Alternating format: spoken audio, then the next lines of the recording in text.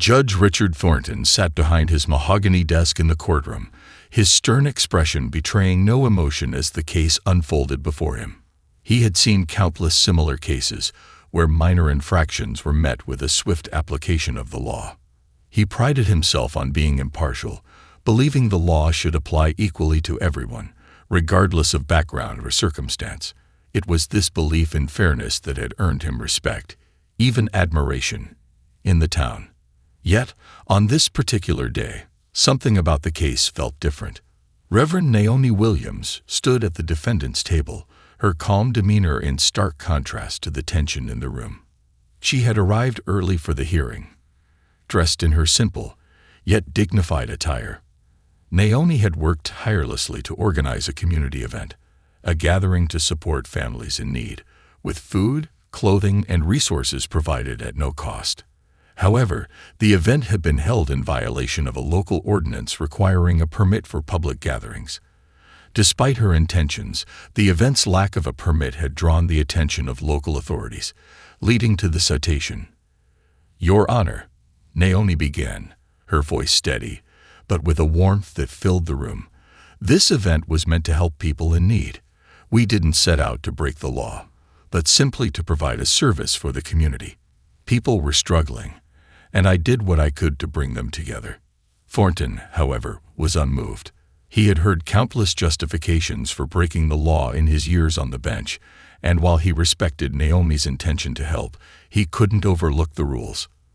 "The law is clear, Reverend," he said in his customary authoritative tone. "The ordinance exists for a reason. You cannot simply ignore it because you believe your cause is just."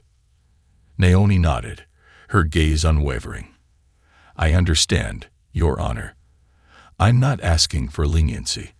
I simply ask for understanding." Thornton glanced at the paperwork before him, a quiet sigh escaping his lips. The law, as he had always believed, was a clear-cut matter. In his eyes, the fine was an inevitable consequence. He raised his gavel and, without hesitation, issued a fine of several $100s. "Reverend Williams, I'm imposing this fine as required by the law," he declared. "You have 7 days to pay the full amount." Naomi accepted the decision with a nod, her expression unchanged, though there was a quiet resolve in her eyes. As she turned and left the courtroom, Thornton couldn't help but feel a sense of satisfaction that justice had been done, even if, for reasons he couldn't yet articulate, a small part of him felt uneasy. He didn't know it then, but his life was about to change in ways he could never have imagined. Judge Richard Thornton spent the rest of the day in a familiar routine, sifting through cases and paperwork. He was known for his efficiency, his ability to process the stream of minor infractions that filled his docket with almost mechanical precision. He had a system, and it worked. He didn't concern himself much with the personal stories behind each case. For him, it was all about fairness, about applying the law as it was written, without bias. Yet there was something about Reverend Naomi Williams that lingered in his mind, like a faint echo he couldn't shake. As evening fell, Thornton retreated to his modest home, a place where silence seemed to mirror the orderliness of his professional life. He poured himself a drink, staring out the window at the town below. The sun dipped low, casting long shadows across the streets. It was a peaceful, uneventful town, his town. But now his thoughts kept drifting back to Naomi. She wasn't like the usual defendants who stood before him. She had spoken with such calmness and conviction, her words filled with a quiet sincerity that had, for the briefest of moments, unsettled him. He was used to people pleading for mercy, offering excuses for their mistakes. But Naomi hadn't done that. She hadn't asked for pity or understanding, only recognition of her intentions. And somehow, despite her apparent dignity, he couldn't help but wonder if she had been wronged. Thornton's thoughts were interrupted by a loud knock on the door. It was his neighbor, an older man named Mr. Dawson, who lived a few houses down. Dawson was the kind of man who, like Thornton, valued routine and order. He was a regular churchgoer and had never been one for controversy. He had come to talk about something unusual, or so he said. Thornton raised an eyebrow, but invited him in. As Dawson entered, his eyes briefly flickered toward the framed picture of Thornton's late wife on the mantel, a reminder of the life he once had, a life of balance between work and home. The old man wasted no time. "I see you had Reverend Naomi Williams in your court today," he said, his voice low but curious. Thornton nodded, unsure where the conversation was headed. "Yes, she was cited for hosting a public event without the proper permits. The law is the law, Mr. Dawson." Dawson leaned forward, his expression turning serious. "She's a good woman, Richard. A priest, helping a lot of folks in this town. But she's not just a priest. You should see her when she's leading. She does things that people don't understand. And in my opinion, she's not the kind of person who would break the law without a good reason."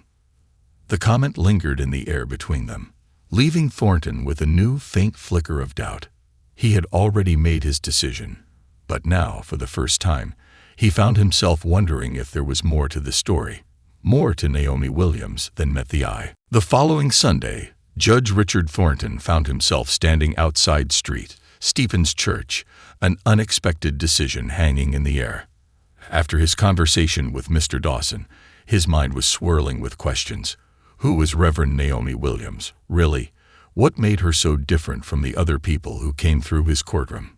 He had never been particularly religious, but he knew Stephen's was well regarded in the community, known for its charitable outreach and its priests' unshakable commitment to helping others. With a deep breath, he pushed open the wooden doors and stepped inside.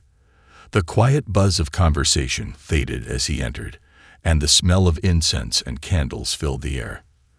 The church was simple, yet elegant, with stained glass windows that cast colorful patterns across the pews.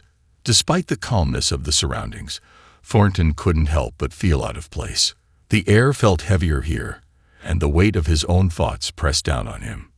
He found a seat near the back, trying to blend in, but he couldn't escape the feeling that everyone knew who he was. The town's judge was a familiar face, even in a place like this. As the service began, his eyes scanned the congregation, observing the people gathered there.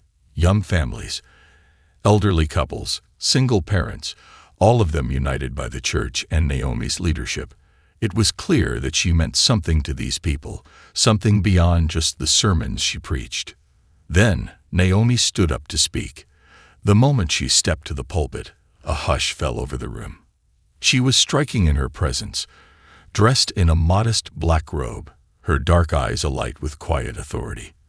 There was something about her that commanded attention, but not in a forceful way. It was more a magnetic pull, the kind that came from living with purpose. "Good morning," Naomi's voice rang out, warm and steady. "We come here today not just for solace, but to remind ourselves of what we can do together, for each other." Her words resonated with Thornton in a way he hadn't expected. He sat back, listening intently, surprised by how deeply her message seemed to echo in his chest. She spoke of justice, of mercy, and the way people could uplift each other when they set aside their differences. It wasn't a fiery sermon, but something much quieter, a call for connection and understanding. It was so different from the rigid, impersonal world of law he lived in. By the time the service ended, Thornton was unsettled in a way he couldn't quite explain. He had come looking for answers, but what he had found instead was a new kind of question.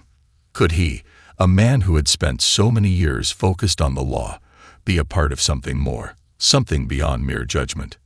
As people filed out of the church, Naomi approached him. Her gaze met his, and for a fleeting moment, he saw a flicker of recognition in her eyes. "Judge Thornton," she said, her voice kind but firm. "I didn't expect to see you here." Thornton smiled awkwardly, unsure of what to say. "I didn't expect to be here either," he admitted. She nodded thoughtfully. Sometimes, the places we don't expect to visit teach us the most. For the first time, the judge felt a shift inside him, a subtle but undeniable pull toward something greater. As the congregation slowly trickled out of the church, Thornton lingered in his seat, feeling an unusual sense of restlessness. Naomi Williams was already standing by the door, greeting people with a warmth that seemed to put everyone at ease. She moved with a quiet grace, shaking hands and sharing kind words, her presence filling the room like a gentle breeze. Thornton stayed back, unsure if he should approach her or slip away unnoticed. But as Naomi's eyes scanned the room, they landed on him. She smiled softly, and in that moment, he knew there was no escaping this conversation. She walked toward him with the same calm assurance she had shown in court, as if their prior encounter had never occurred. Her presence was not intimidating, but it carried a sense of depth and understanding that Thornton wasn't used to. "Judge Thornton," she said, her voice warm but measured. "I see you stayed for the service. I wasn't expecting that." Thornton stood up, feeling slightly self-conscious but strangely compelled to speak. "I didn't expect it either," he replied, his words coming out more uncertain than he intended. "I've been thinking about our last meeting, the fine I imposed. I've been questioning whether I did the right thing." Naomi didn't immediately respond, her gaze steady but thoughtful. She studied him for a moment, as if considering the weight of his words. Then, without hesitation, she spoke. "The law, Judge, is not always as clear as we'd like it to be," she said gently. "I understand your position. You made a decision based on what you believed was right in that moment, and I respect that. But the law doesn't always account for the complexities of real life, the nuances of human experience." Thornton felt a slight shift in his chest, as if her words were pulling at something deep inside him. For the first time, he began to feel the weight of the disconnect between the black and white world of the courtroom and the more complicated, emotional realities of life outside of it.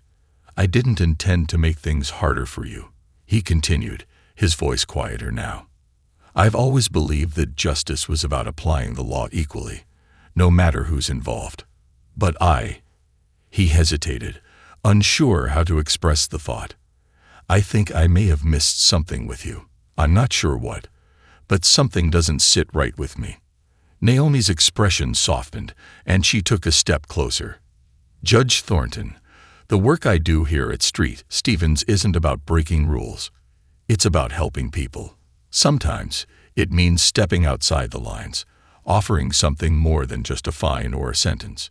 It's about understanding that life is more than just a set of rules to be enforced." Thornton could feel the weight of her words sinking in, and something inside him stirred. He wasn't used to this kind of openness, this level of humility. Naomi had given him a glimpse into a different way of seeing the world, one that he hadn't considered before. The walls he had so carefully built around his life as a judge suddenly felt less solid, as if they were beginning to crack. He stood there, lost in thought, as Naomi continued to speak to other members of the congregation. But he couldn't help but feel that the encounter with her, in that quiet church, was the beginning of something much larger than a simple courtroom case. Something inside him had already begun to change, and he had no idea where that would lead. The days that followed were filled with an unexpected sense of unease for Judge Thornton. His usual routine in the courthouse, one he had followed meticulously for years, now felt hollow, like an empty space where something crucial was missing. The words Reverend Naomi Williams had spoken to him lingered in his mind, reverberating in quiet moments throughout his day. He had always seen the law as a concrete structure, a set of rules to be followed without question. But now, something about his perspective had shifted. It was as if a veil had been lifted, and he could see the world in a new light, less rigid, less certain. Naomi's message had struck a chord in him, and the more he thought about it, the more he began to question his own approach to justice. It wasn't just the fine he had imposed on her, but the way he had compartmentalized people's lives into neat, manageable boxes, guilty or not guilty, deserving of punishment or not. In her calm, measured way, Naomi had shown him that people's lives were far more complicated than that. Despite the internal turmoil, Thornton couldn't shake the growing urge to understand her more. It wasn't just about apologizing for the fine anymore. It was about something deeper, something about her ability to see beyond the surface and truly listen to others. He knew he had to learn more, But the question remained, how? As luck would have it, he didn't have to wait long for the next opportunity to meet Naomi again. It came in the form of a community event, a fundraiser at St. Stephen's for the local homeless shelter. Naomi had invited him personally, a polite but firm request that caught him by surprise. At first, Thornton hesitated. His life as a judge was filled with commitments, and he had never been one to engage in these types of social events. But something inside him pushed him forward, an instinct that he couldn't ignore. He showed up at the event with a sense of awkwardness, unsure of what to expect.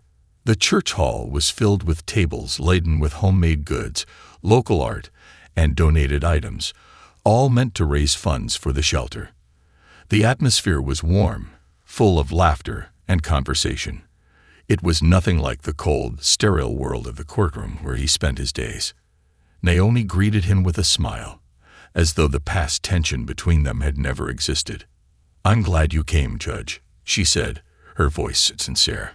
"I know this isn't your usual scene, but I'm hoping you'll see the good we're trying to do here."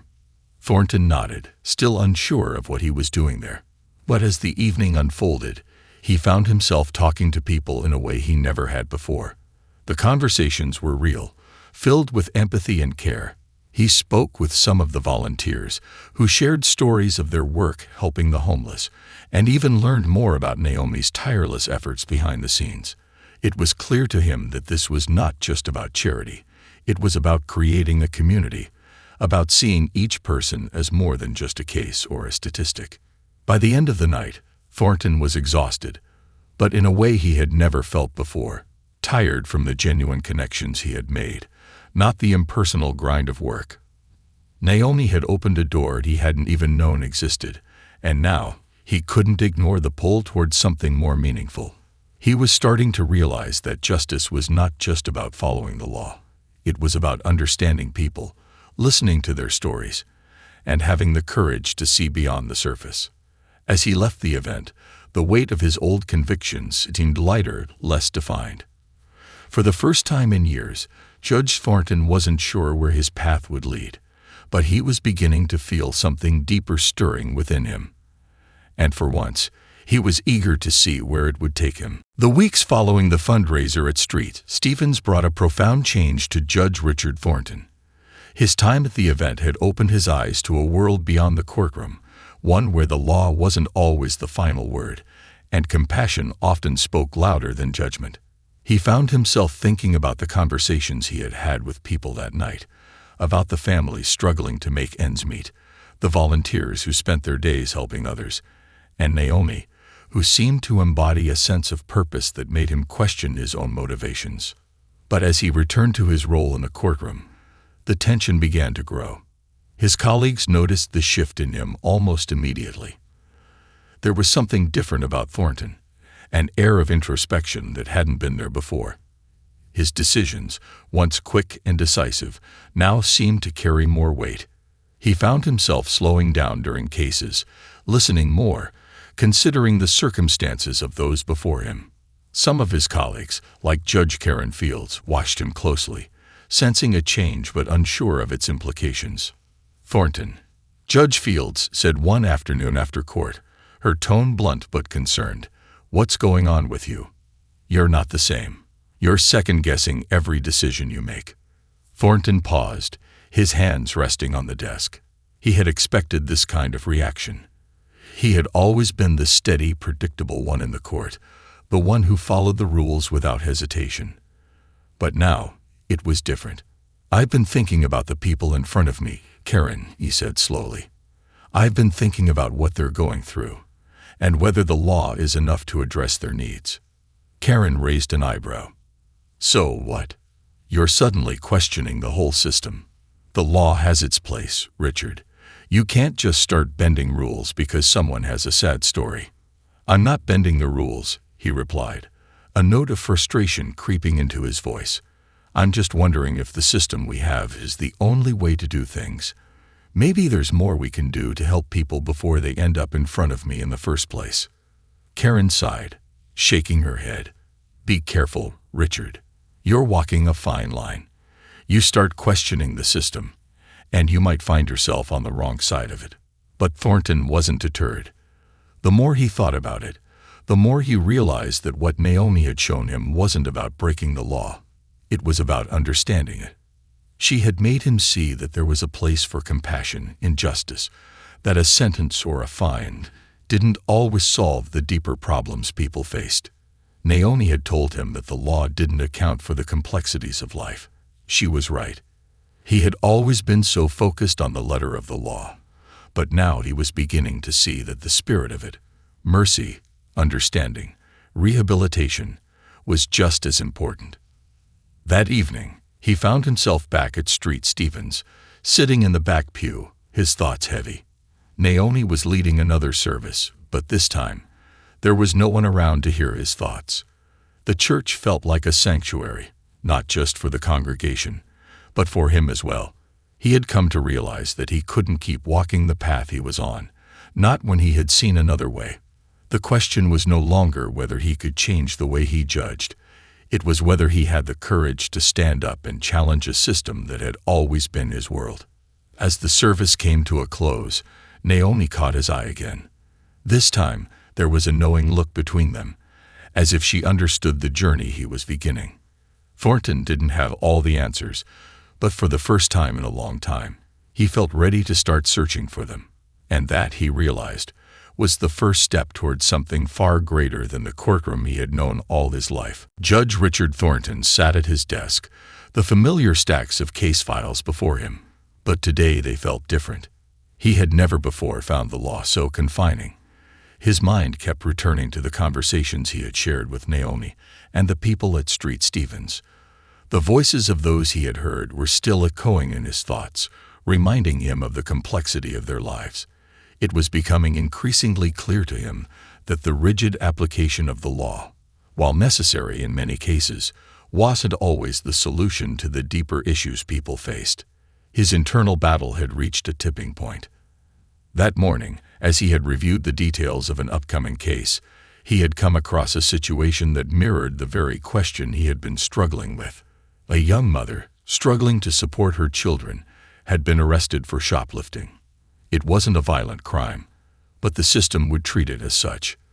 Thornton could already anticipate the outcome: a fine, a brief jail sentence, and a criminal record that would haunt her for years to come. But as he read through her history, it became clear that her actions were driven by desperation, not malice. She had lost her job and couldn't afford to feed her children. The law didn't account for that. The weight of his previous decisions pressed on him. In the past, he would have handed down the punishment without hesitation, believing that it was his duty to uphold the law.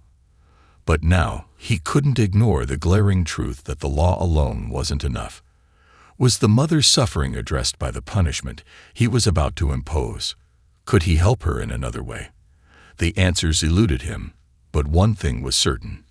If he continued to follow the law without question, he would be perpetuating a cycle that only deepened the problems for people like her. That evening, he found himself walking through the quiet streets of the town, his mind a whirlwind of conflicting thoughts. He hadn't intended to go to Street Stevens, but his feet led him there anyway. As he arrived, Naomi was standing outside, talking to a few parishioners, as the last traces of sunlight faded. When she saw him approaching, she smiled warmly, but there was a knowing look in her eyes. It was as if she had been waiting for this moment. "Judge Thornton," she greeted him, her voice calm, but there was an undercurrent of understanding. "I thought you might come." Thornton stopped in front of her, taking a deep breath. "Naomi, I've been thinking a lot about what you said, that the law isn't enough. I'm seeing it now. I'm seeing how we punish people without understanding their circumstances, and I'm struggling to reconcile that with the work I do."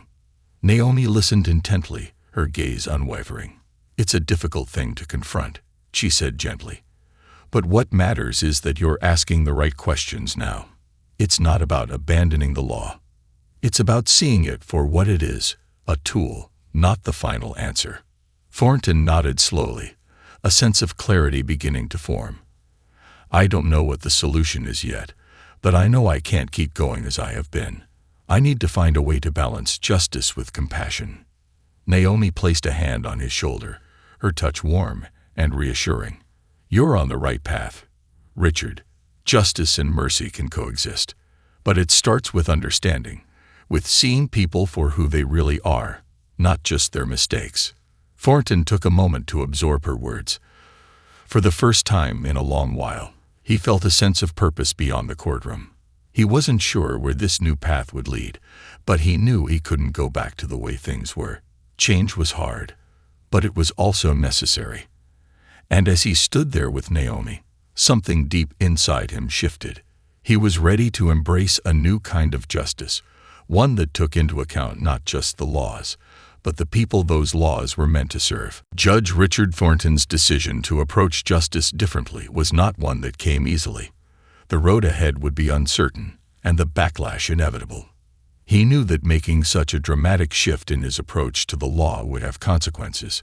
His colleagues in the legal community, especially those who upheld the traditional view of justice, might question his motives, but after his conversation with Naomi and the clarity it brought him, he felt ready to confront those challenges head-on.